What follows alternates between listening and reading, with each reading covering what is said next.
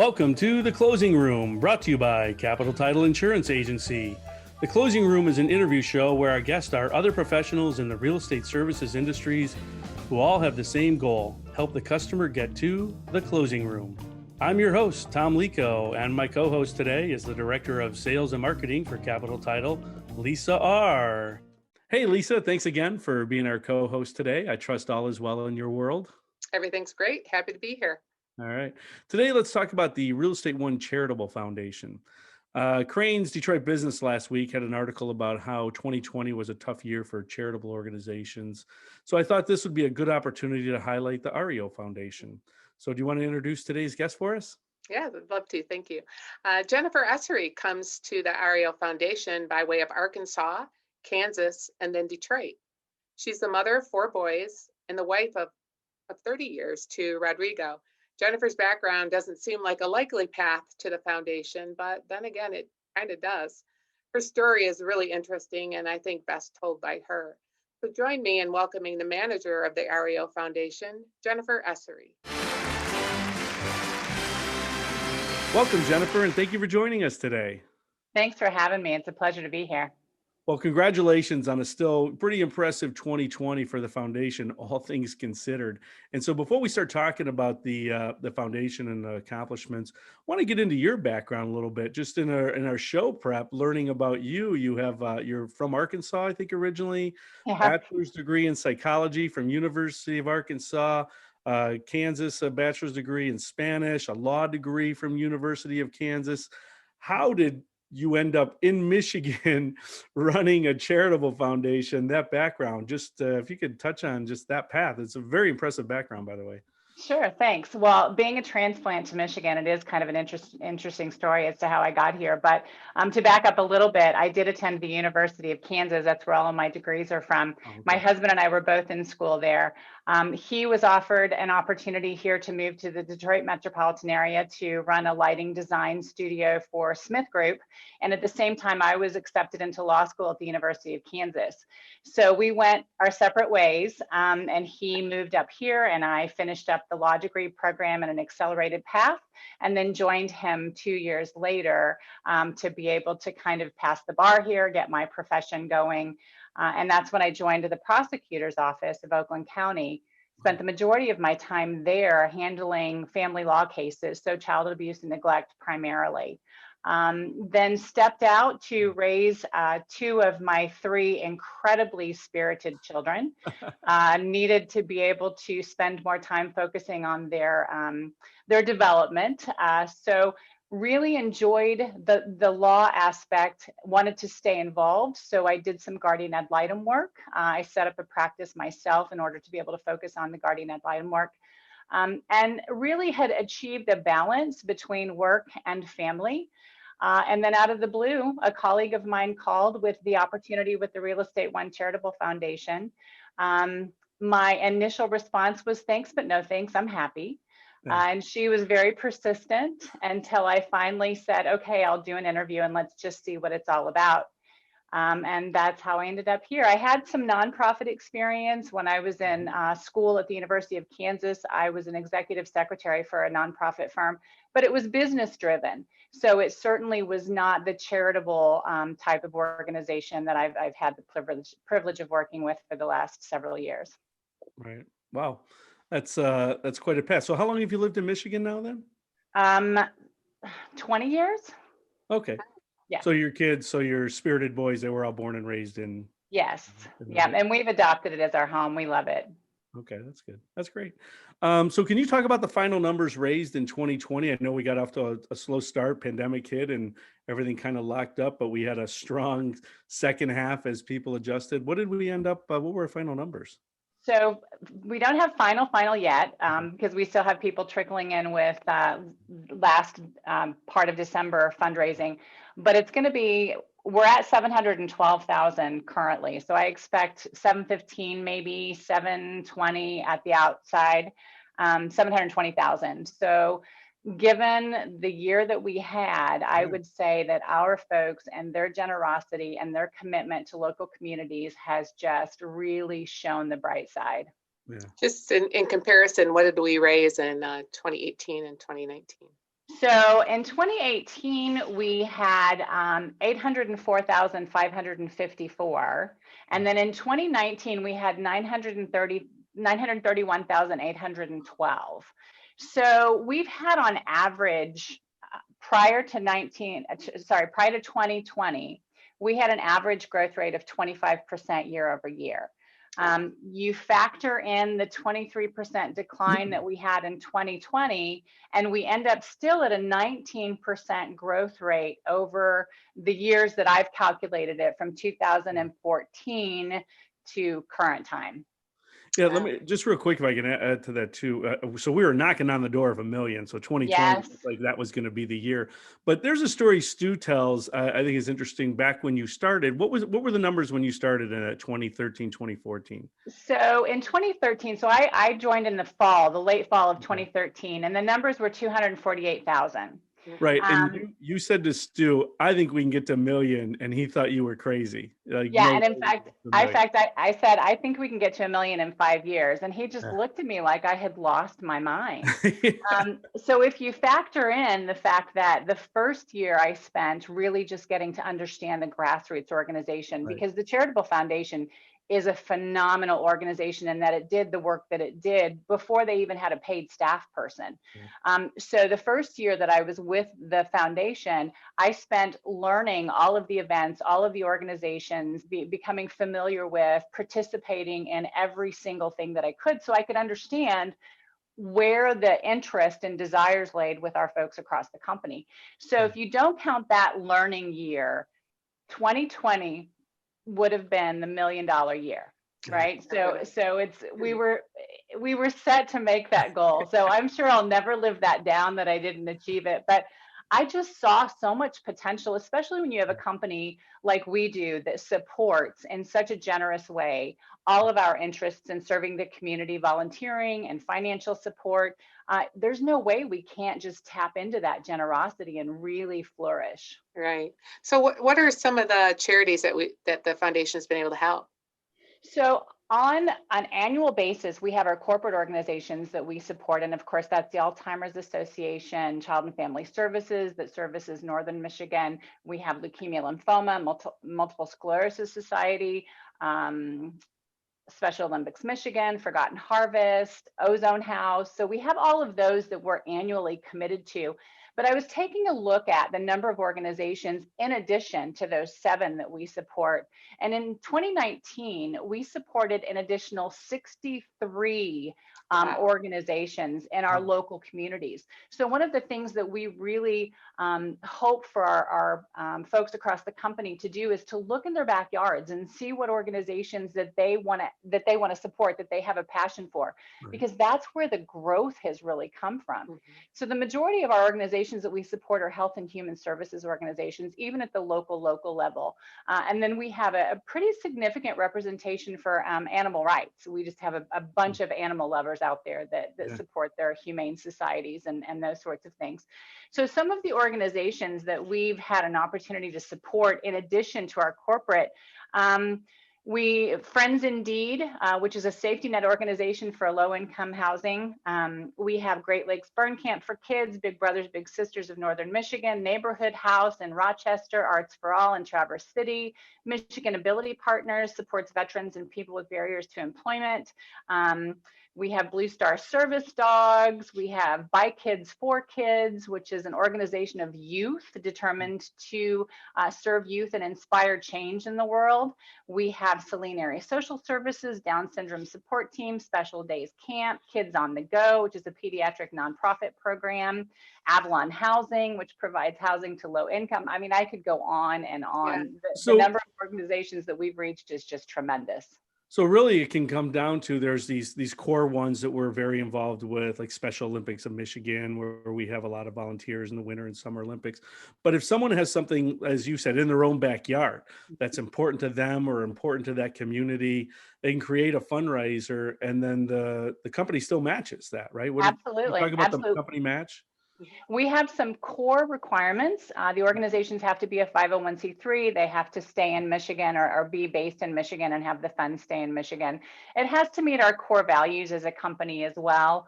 But run it by me. I mean, I'm available to review anything, any organization. I look them up on the Internal Revenue Service to make sure they're in good standing. And we're happy to provide that match, assuming that it meets the requirements. The match typically is 50%. So every dollar gets an additional 50 cents.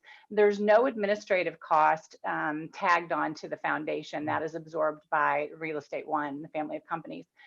So 100% of money donated plus the 50% match goes directly to the organization. Now, because of 2020 being such a challenge with the COVID affecting our ability to do fundraising, Stuart and Dan decided that 100% match for the entire month of November and entire month of December might help us catch up. And thank goodness they did, because in those 2 months, we raised over $330,000 just in those 2 months. Just in November, December? Yes. Yeah. Wow. Yeah, it's like we ran a special at the end of the month, Christmas special, 100% match. Right. I was just going to say too that Jennifer's really, she really encourages people to think outside the box. I know Capital Title, when we were doing some of our mastermind classes that focused on baby boomers and beyond, we actually charged an entrance fee to get in, and all that money went to Meals on Wheels, and the foundation matched it. So that was really cool. The people when they came in and they found out what the charity was, they were giving more than our suggested donation, which was really neat. Well, that's a good segue into the next question I wanted to ask was, we had to cancel. We normally have 3 golf outings and a lot of other outside, fundraising events. So what were some of the creative fundraising events that offices or departments came up with, and maybe suggestions for, because we're still kind of in that same climate, probably the first half of this year? Right. So most of the corporate events that we would have participated in, the walks, those kinds of things, went virtual. So they were still, we were still capable of and participated in fundraising for those events. Unfortunately, virtual isn't the same as being in person, yet some of the organizations that we support at the corporate level really thought outside the box and did some pretty cool virtual things as well. But locally, it's been so amazing to me. So some of the organizations that I just mentioned that we have supported, I wanted to kind of tie in their fundraising because it's also outside of the box. So one of them that I mentioned, Friends Indeed, they did an over the edge where it was rappelling off of the graduate building in Ann Arbor. So you had to raise a certain amount of dollars in order to be eligible to rappel. And Carrie Newman, actually, I think it was her husband and then another person out of the Reinhardt South office did that and raised a tremendous amount of money. Then we had, so I know that you guys did the virtual auction in place of the bake sale for Volunteers of America Adopt a Family. And that raised a ton of money, and you guys did such good work with that. We also had a bake sale in Traverse City for Big Brothers Big Sisters. Now it's a bake sale that they typically hold, but they had to do it a little bit differently this year, and talk about thinking outside the box. They did online ordering. So they pre-committed. They had people who pre-committed to what they were going to bake. They had descriptions online. They ordered online, paid online, and then they scheduled a time to do drive-by pickup. And so the agents, brought the baked orders out to the individuals who purchased it. And that was, tremendously successful as well. Neighborhood House in Rochester, Festival of Trees, filled the pantry, people, filling trucks with food. Stroll for Art in Traverse City, the Arts for All organization is an organization that supports individuals with intellectual disabilities through art therapy, basically. And so they did a stroll through Traverse City to all the different art installations, and you paid a registration fee, and you got a card punched, and you got a t-shirt, and they raised a bunch of money that way. Michigan Ability Partners, there was a biking and barbecue event that was held so social distanced. The mountain biking event allowed people to spread out. The barbecue was held in an out open space. That raised a ton of money. Blue Star Service Dogs, they did a calendar. So the Clarkston office did a calendar with all the dogs, and it was branded for the company, right? So they were able to hand those out to clients and to the community, and they raised a lot of money that way. So our folks have just been so creative in what they've come up with. That's just been one of the COVID gifts, I would say, is that it forced everybody in all lines of work, personally and professionally, to just be a little more creative and get outside the box. And I think there's a lot of things that we learn by trying new things that we can carry forward even when we get past this. So that's that's exciting. That's it's great how people were able to adapt and say, how do we still do this? That was our thing with the bake sale. We've been doing it 25 straight years. Yep. Didn't want to stop the streak, so we had to convert it a little bit into that online auction, but just to keep that streak alive, was important. I think what helps too is to know that, like I said earlier, that the company is behind you. Our folks took a look at the fact that Dan and Stuart were willing to put a 100% match in. And if they were willing to make that sacrifice, Right. then how could we meet them for that 100%? And I tell you, it brought some people to the table who wouldn't normally have come to the table to do fundraising. It created some relationships with charitable organizations that wouldn't have necessarily otherwise been created. So it has been a great year for exactly that, for the creative, the relationship building. How can we do things better and have a bigger impact? The other things I tried to talk about was we're in such a bifurcated economy right now, because there's pandemic friendly industries. Unfortunately, housing has been very friendly to that.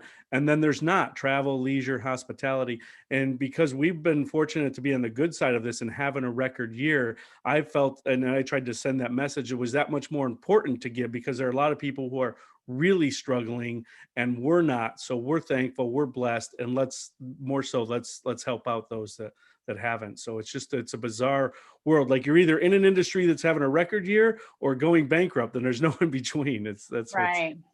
And what's interesting about that is the generosity has been unimaginable, really. It's just been great. But I've also had a call from lots of our people saying, when can we volunteer? When are we going to be in a position to be able to give some sweat equity? Because that's just as important to our people. It's not just the giving of the money. The generosity is there for certain, but it's also the one-on-one contact. They went with the individuals that they're having an impact on.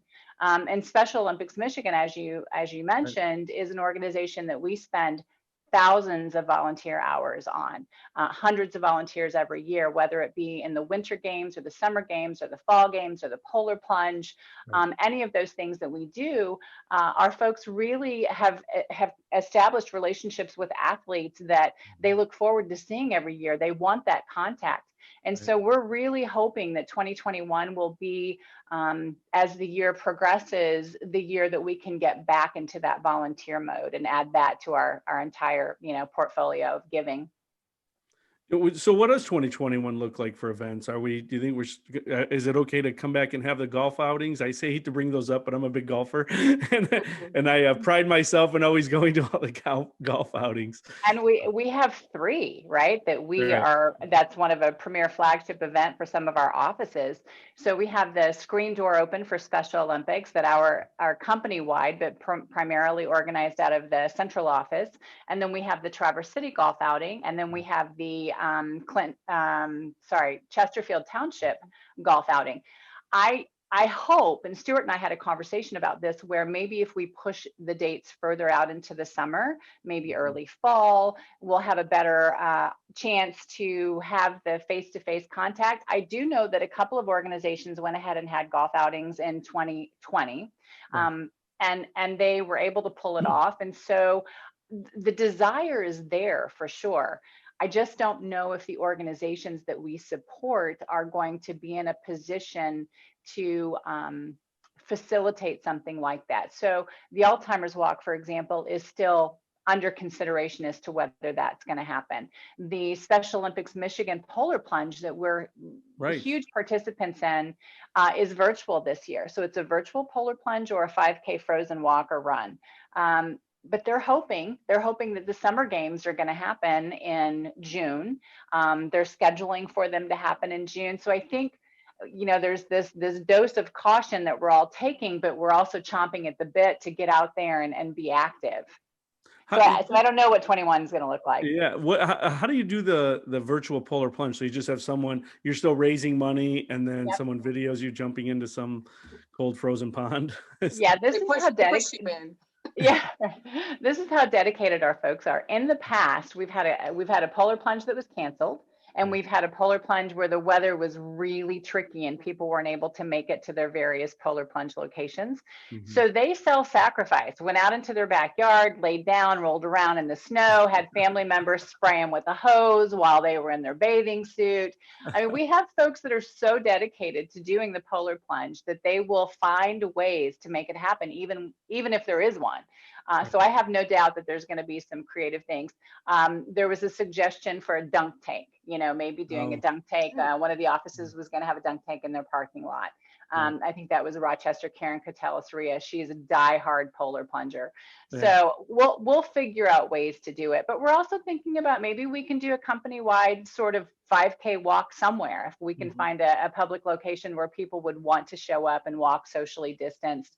So we're really trying to explore ways that we can still participate. Lisa, you've done the polar plunge a couple times, haven't you? I did. I think I did 4 or 5 years in a row until I was having hip issues. So I had to stop. And now that I have a new hip, I can probably do it again. So I did it a few years ago. That. Yeah, I did it a few years ago in the Detroit River. And that was my joke, where the temperature of the water was the least of your concerns. Right. That's usually the way it is. The water is actually usually warmer than the ambient air temperature. So, it's not the water that's the problem. It's coming out. Yeah. Right. And I remember Dan and I went in right after each other, and we were walking. They had a couple of hot tubs set up to and I thought, I don't want to shock the bacteria back to life. and I wasn't sure how long chlorine works for, a lot of people in there. So we just moved along and changed clothes. But it was a great experience, and it is. Raised a lot of money. Big fuzzy bathrobe was my secret. I had it right there when getting out.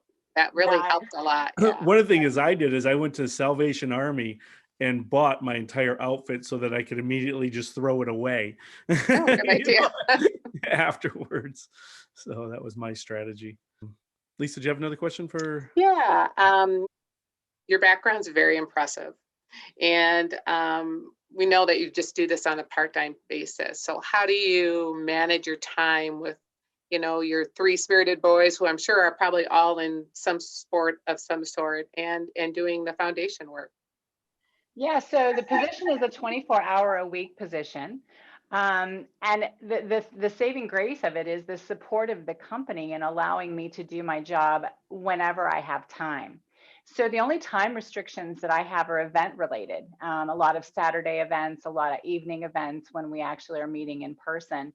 But the paperwork, the things behind the scene that need to get done, I can do them at any time that works with my schedule. And that is something that I'm so grateful for, because it allows me to do a job that I love, work with people that I love, and still be available to do the drive to school, the pick up from school, the drive to sporting events, the drive to practice, and the list goes on. And yes, they all 3 play 2 sports. So it's a busy thing. They're all soccer players, right? For sure. Yes. Yeah. Soccer and basketball. Okay. So you become a slave to their schedule, and then you fit yours in around that, right? Exactly. All right. Well, hey, now it's time for our Up Close from a Distance segment. So this is where we take a minute to get to know you a little better while maintaining our social distance. I'm going to ask you 10 questions, and I need the first answer that comes to mind, and you have 60 seconds. Are you ready? Yep. Okay. What was your first concert? Chicago. Where at? Arkansas, Fayetteville, Arkansas. If you could teach one subject in college, what would it be? Spanish. Okay. And I know you speak Spanish. What's another foreign language would you like to learn? Italian. Me too. Favorite ice cream flavor? Vanilla. And I'm assuming you've been here. Is Branson, Missouri worthwhile to visit? You're asking the wrong person for that one. Been there many times. You've been there many times, you said? Yes. Okay. Senior year of high school, where did you go on spring break? It was a staycation. Oh, okay. Who'd you like better, Journey or REO Speedwagon? Oh my gosh, 2 of my favorite bands of my era. Journey, because I was in love with Steve Perry until I discovered that he was like 4'10" and I was 5'10". Well, there's a segue into who was your first celebrity crush? Probably Brad Pitt. Okay. What's your favorite carnival food? Funnel cakes. Okay. And your favorite TV show of your childhood? You know what? I don't remember. I'll leave it to Beaver probably. Oh, really? Mhm. Mine was Happy Days. I think that was Oh mine. yeah, yeah. A lot of good ones. Yeah. Well, hey, you got 10 for 10, so you win our home version of the game. If any of our viewers are looking to participate in charitable events for the foundation, where can they go to see what's available or donate directly?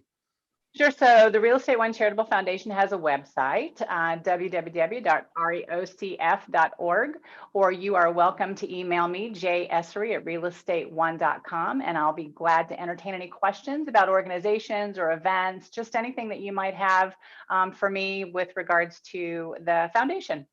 That sounds great. This was fun. Great. Well, that's our show for this week. And thank you again, Jennifer, for being our guest. We appreciate it. Thanks so much for having me. It's been a pleasure. Thanks, Jennifer. All right. Thanks. Also, thank you to our sponsor, Capital Title, for making this possible. And to our viewers, hang on for a few seconds and we'll show you our humorous meme of the week. And we hope to see you next time in the closing room.